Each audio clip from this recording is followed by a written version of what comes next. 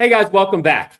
First off, before we get into the video, I just want to say thank you for all of the happy birthday wishes that I received overnight. I truly appreciate it, guys. That was awesome to see this morning. It made my day, and I appreciate all the support that you continue to give this channel. So thank you very much.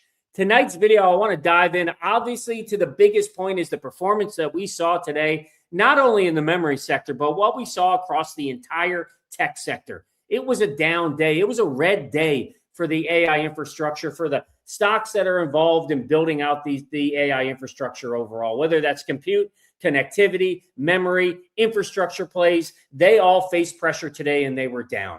We saw Micron drop down to as low as 887 today as an intraday low, dropped by about, I think it was just over 5%, about 6% today. And SanDisk was down close to 7%, wiping out 17 billion in market cap in a single session. They had significant pressure on them today.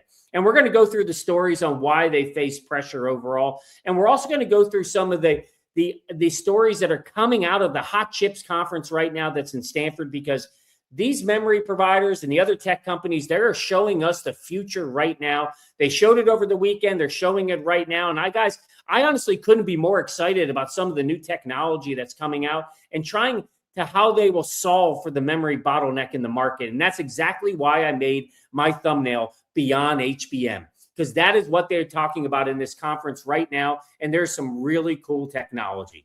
But I think right now what we see with Wall Street is they sold memory stocks today based on what companies have historically been.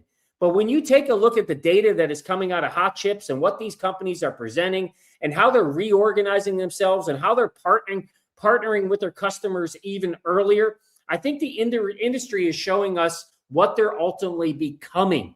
And that distinction of what they've been and have what they are becoming is may represent one of the greatest or one of the biggest AI opportunities for us as investors. So let's get into the video. Let's walk through all of those stories. Let's take a look at what the performance was today across all of our favorite stocks. But before we do that, make sure you hit like and make sure you subscribe to the channel. Let's keep Market Signal growing.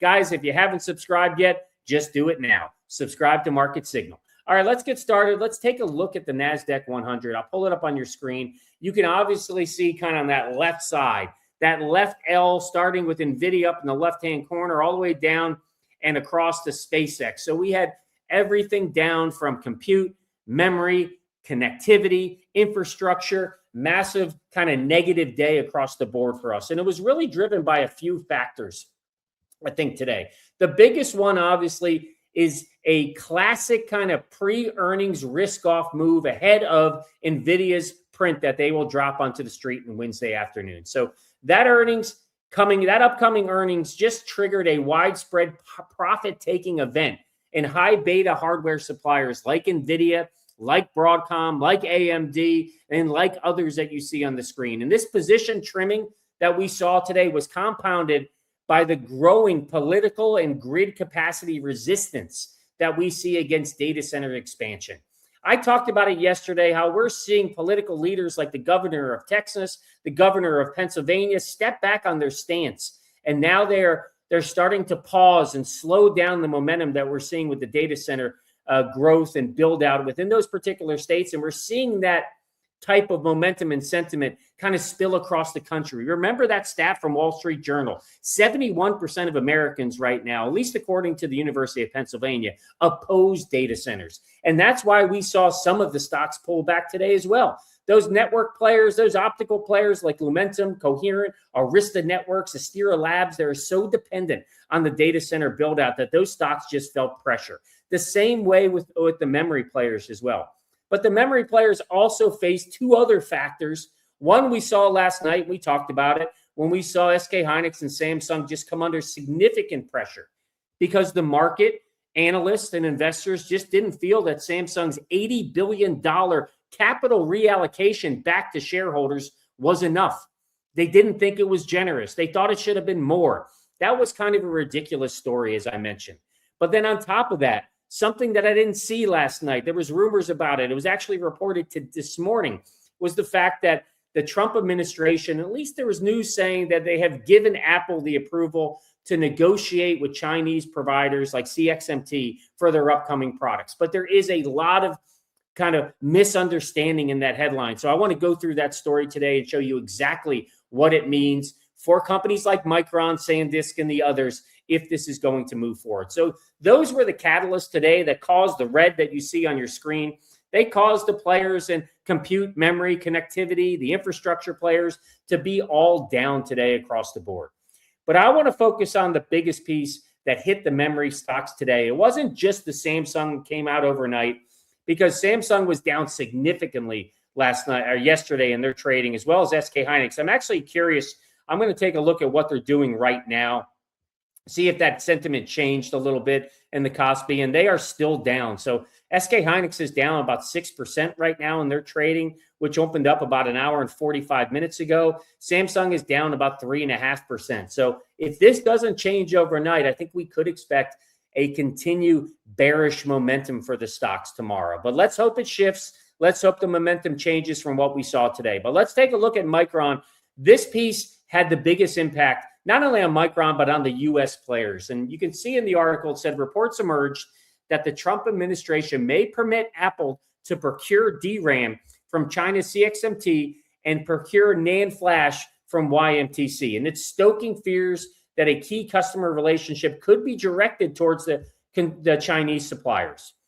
Now, the analyst from Lynx Equity Research, he pushed back on the severity of this reaction that we saw in the market today, arguing that the move and what we saw, the price action for the stocks today, was a classic overreaction, given that CXMT has only been qualified for a single low-volume Mac product with poor yield performance.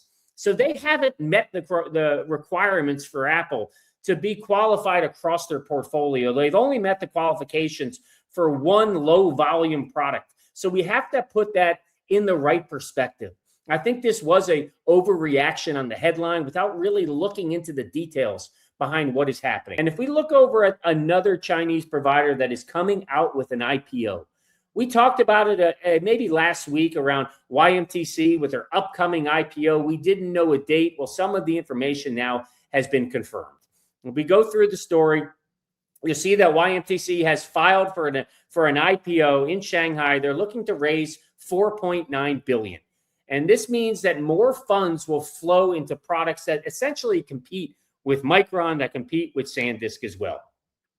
They go on to say, the author says that YMTC is less of a worry for Micron than CXMT because of the small overlap with the products. So YMTC, they purely specialize in NAND flash memory. So they're much more of a competitive threat for Kioxia, for SanDisk, a little bit of a threat, say, for Micron. But Micron's portfolio is so diversified. It's one of the reasons why I really love this stock. So it's not as much of a threat as it is to those other two, because currently NAND makes up about a quarter of Micron's overall revenue. But Micron shareholders should also be reassured, as the author says, just by the relative size. So we have to put this in perspective as well, because YMTC disclosed that its first quarter revenue was about $7 billion, where Micron's latest quarterly revenue was $41.5 billion, and they're looking to get $50 billion in the upcoming quarter that they'll report at the end of September. So significant differences right now in today's market between the size of these companies. YMTC is scaling. They're picking up market share, as I mentioned. They're picking up volume share, not necessarily revenue share, because they are used more for lower commodity products, lower consumer-based products. But Micron is also partially shielded from these competition by the restrictions on Western companies buying Chinese or China-made hardware. But that may be subject to change, to political change, as the author says. And that means that Micron's best defense is to just keep innovating. And that's what they're showing right now at the Hot Chips conference. And this gentleman says it as well. He said they're giving signals on Sunday at the Hot Chips conference in Stanford. They're focusing on HBM and showing how the major obstacles to the higher memory bandwidth can be overcome with sufficient cooling, advanced packaging of memory right alongside the AI chips. So those are two stories I wanted to just put in proper perspective for you guys, because it has caused the stock just to drop a bit. But we have to put CXMT as well as YMTC in the right context and perspective, because they are not as big of a threat as the headlines may suggest right now. But I do want to shift now and talk about some of the innovation that I mentioned in the beginning. It's why I love this sector and why I love these companies, whether it be Micron, Samsung, SK Hynix right now, because they are pushing the limits. They are trying to find new solutions to break up this bottleneck, new innovative ways to solve for the memory bottleneck in the market. And we're seeing it at the Hot Chips Conference. If you guys aren't familiar with this, it's every year out there at Stanford. And on Sunday, there was essentially the memory day. You can see what they focused on. A number of different topics, whether it's evolving memory architectures for AI, the HBM base die, advanced packaging for high bandwidth memory, 3D DRAM. So that's by D Matrix. They had some really cool stuff they're showing and how they're stacking the DRAM below the compute. Very novel approach. It's showing some really cool statistics. I'm not going to show it on this video, but I would encourage you to take a look at D Matrix and their Raptor approach and how that is different than HBM today. It's very early right now. It's a startup company out of Santa Clara, I believe, out of Silicon Valley, but they're showing some really cool stuff. And then high bandwidth flash right now was also a topic yesterday. So let's go through some high level of what each of the companies said. Each of the big three had to say. And this was a presentation that was done by Micron. I want to walk through. You can see it's evolving memory architectures for AI. And Micron goes on to say that memory walls still exist and they're getting worse. In his presentation, he went on to show and to say that the semiconductor in charge of calculations is getting faster. And the memory carrying data, it just cannot keep up with its speed. As we enter into the AI era, this bottleneck is widening. It is not narrowing right now. He goes on to say that the computational performance of AI accelerators is about 3 times faster every 2 years. But the speed of high bandwidth memory that supplies data, which supplies data, is less than twice as fast in the same period. He also goes on to talk about the HBM wafer penalty that we know on this channel, saying that HBM eats about 3 to 4 times more wafers than regular DRAM. And this means that the amount that can be printed at the same factory will be reduced. But one of the most frightening things that he said in his presentation is that the gap is widening as the generation goes up. So as the compute gets better and as the HBM needs to scale up with it, when we go to HBM 3 to 4 to ultimately 5, that HBM wafer penalty is widening. It is not narrowing. It is actually going to consume more wafers, according to Micron's executive here in this presentation. And there's also a heat problem. The heat problem is also increasingly holding back. With the speed at which data is exchanged, fever is now the first condition to consider in design.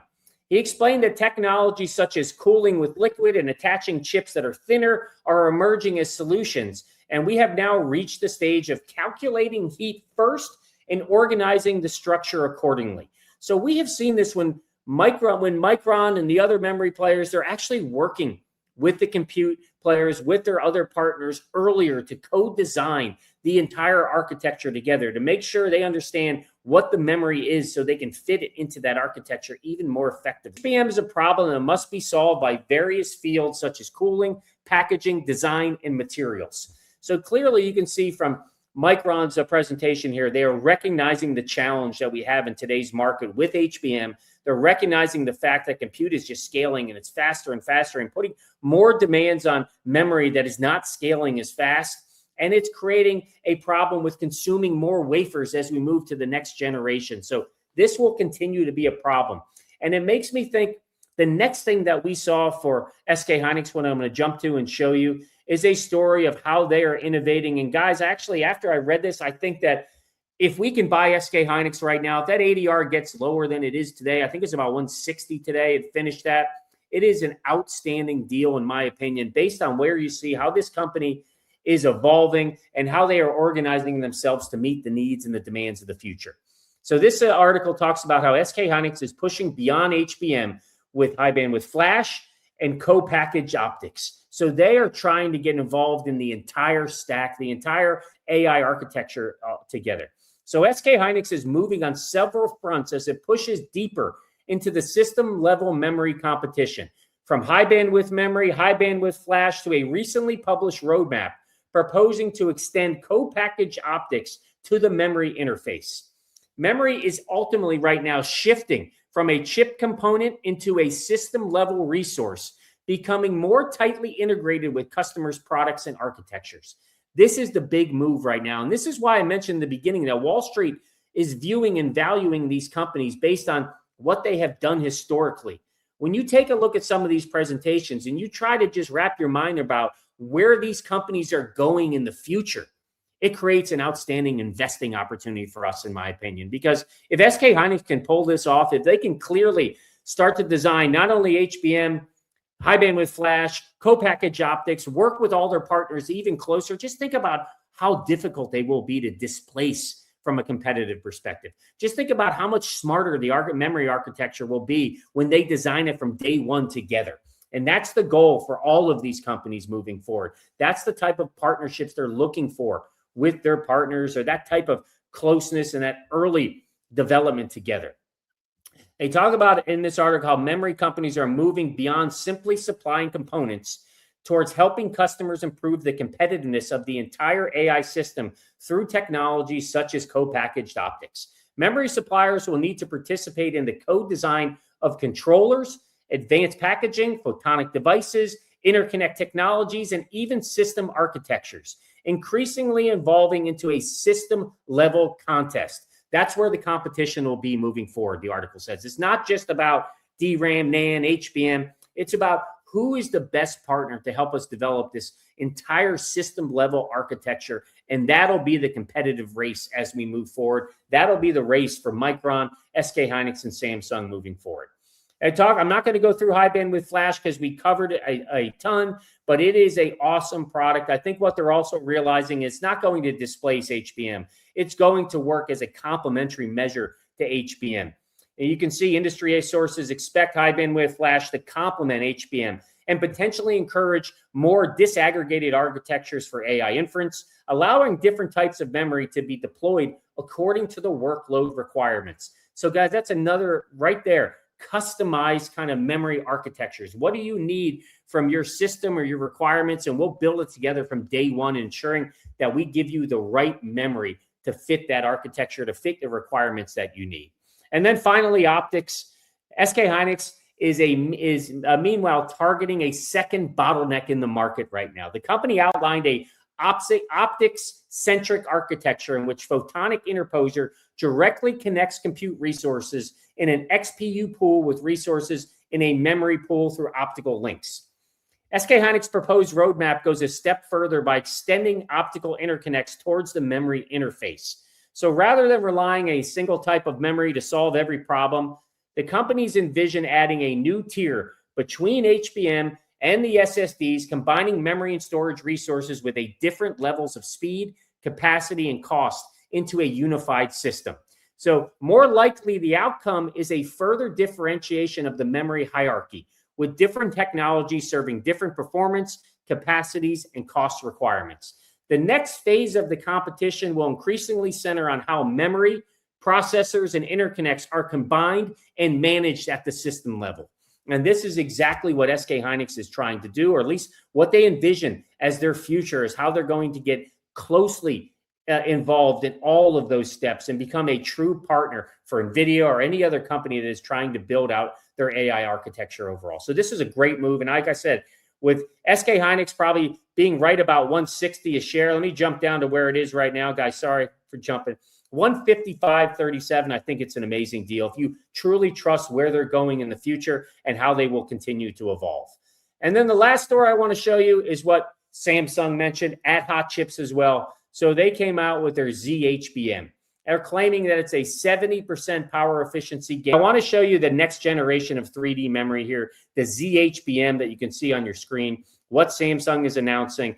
Similar to, where it's different is it doesn't stack right next to the GPU, or in this case, the XPU. It stacks on top. It's vertically on top of it. Memory is stacked directly on top of the XPU, shortening the distance data must travel while improving performance and improving power efficiency. So this is the route that Samsung want to take, and they've laid out a three-step evolution from standard HBM to custom HBM and ultimately zHBM, claiming that zHBM delivers 70% higher power efficiency and 230% greater DRAM bandwidth versus standard versus the standard HBM4E stack. So I won't go through all the article. I'll actually link this article down below in the description so you can read it yourself because there's so many great details. I'm also going to link the article for the D-Matrix Raptor in the description below if you're interested and you want to dive through that story and take a look at some more details. The last thing I want to do is just kind of take a look at the end of the